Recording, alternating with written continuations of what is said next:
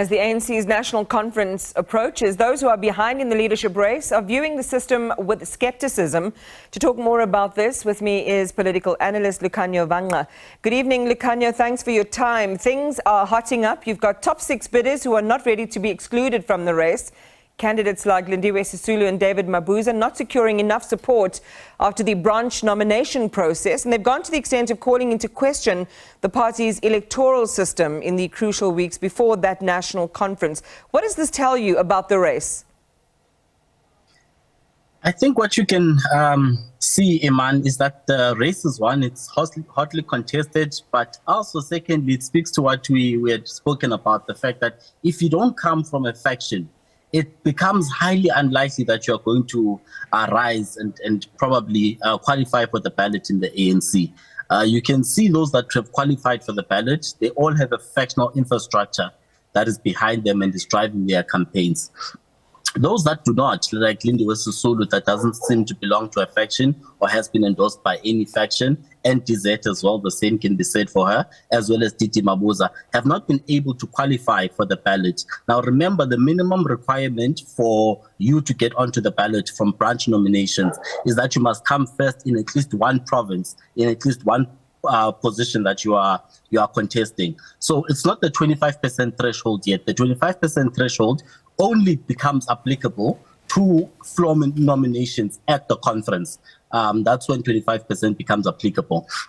So the people that have not been able to make it onto the ballot now are those that didn't get an entire province to at least endorse them and their candidature. And therefore, when they cry foul, I think it's misguided, because there's no way with the numbers that we've seen there, even with the ones that they claim were not included, they would still have been able to qualify, such as David Mabuza, who says that about 60-something branches are missing from his 66 that he already has. So even if those were added onto his branches, he'd still fall far behind both President Ramaphosa at presidency as well as Ronald Lamola at deputy presidency in his own home province of Mpumalanga. Yeah.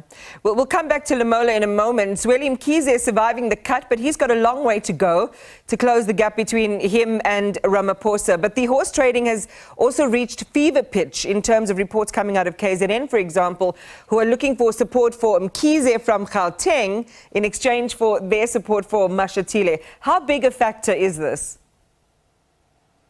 It's not going to work. William Mkhize's faction really needs Paul Mashatile to bring in the numbers from these different provinces in which he has come first. But frankly speaking, Paul Mashatile doesn't need as William Mkhize, because he enjoys support from CR provinces that have endorsed CR. He also enjoys support from the other faction that is aligned to KZN. So the numbers of KZN might be significant, but they are not make or break for Paul Mashatile. He could do without. So Paul Mashatile doesn't really need the support of KZN, but KZN is dead in the water without the support of Paul Mashatile. So William Mkhize would never be able to make up the distance that has grown between him and Cyril Ramaphosa at the presidency, without at least convincing Paul Mashatile's numbers in Gauteng, as well as Stan Mathabatha's numbers in Limpopo. Without those, then it's fait accompli. You know, it's already been written in the stars. He's going to lose at Nasrec, and he might lose by even worse numbers than Kgalema Motlanthe lost in 2012 in Mangaung. You know, I've got my little black book next to me, Lukhanyo, so I'm keeping track of yours and other political analysts' predictions and see, you know, what happens when it actually comes down to the moment. You talked about Ronald Lamola, though. He's eyeing the DP position. He wanted support from the ANC Youth League. You've also got Treasurer General hopeful Andile Lungisa, who didn't even make the cuts, but he is promising to stay in the game, looking for a floor nomination. Where do you place some of these other hopefuls? I think people like Ronald Lamola are what you would call spoilers in the game, because he doesn't have enough numbers for him to actually eventually emerge as the Treasurer General of the ANC. But he's got enough numbers to just make it an uncomfortable ride for the other three candidates that have been able to make the cut by even slim margins themselves, Pechani Chauke, Pule Mabe, as well as Mzandile Masina. They could really do without the irritant of a Andile Lungisa just looming in the background. So that's what you call him. He's one of those candidates that are spoilers. When you look at other candidates like Ronald Lamola, he seems to be a real player and a real contender in the game. We must speak plainly. He has been betrayed by the ANC Youth League, and the ANC Youth League didn't only betray him, but betrayed the generational mission that seeks to ensure that younger leaders are able to be given an opportunity to lead within the ANC, to lead within government, and to lead within society in general. So that's the core mandate of the ANC Youth League, and they've betrayed that mandate by not endorsing a senior, for a run for a senior position like Lamola has launched. But Lamola still, it's not too late for him. If he can.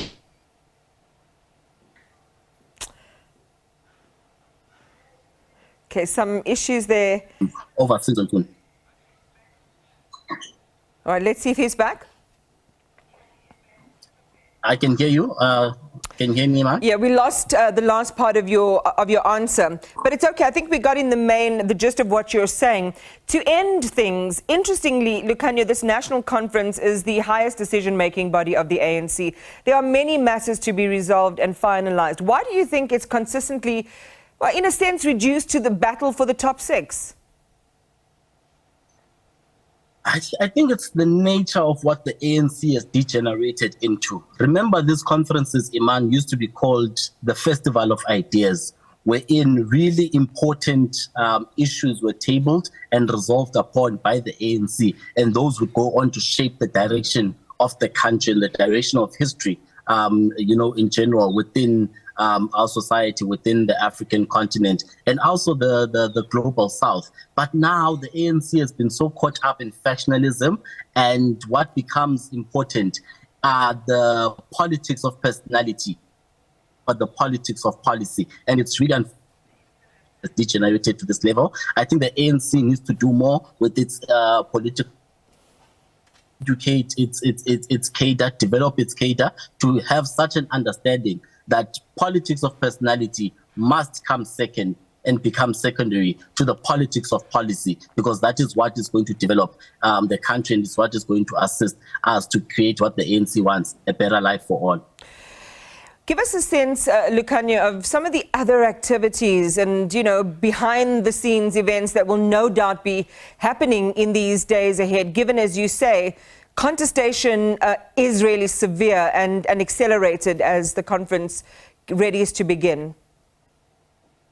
I think what really is what we should look out for, Iman, is the triumvirate between KZN, Limpopo, and Gauteng, if they're able to resolve these differences that they have, because Limpopo says they only disagree with KZN on one position, and that's the position of president. All the other positions they seem to agree on. So if they can be able to resolve some of those, differences, then you might actually find a slate wherein a person like Zweli Mkhize loses, but a person like Phumulo Masualle actually becomes Secretary General, and Paul Matile as well also emerges from that slate. So if you look at just closely to see how these 3 provinces would be able to cooperate and resolve their differences, should they be able to do that, then we can see the KZN slate minus Zweli Mkhize actually succeed in Nasrec.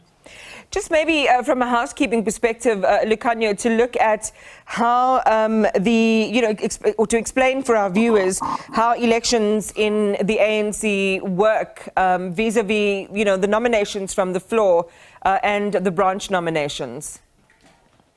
Okay, the branch nominations are what is in the ANC constitution. I think it's Rule 12.3.1.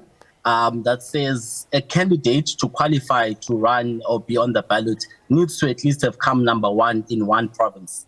And all the leagues are considered to be provinces. So anyone that, when numbers are consolidated, have come first in a particular province, they become the official nominee from that province and therefore qualify to be on the ballot. That's the first way of qualifying to be on the ballot. The second way of qualifying is on the conference floor on the day. Your name is raised from the floor by one delegate, and you then need to have support or be seconded by 25% of the delegates that are there. I think we're going to have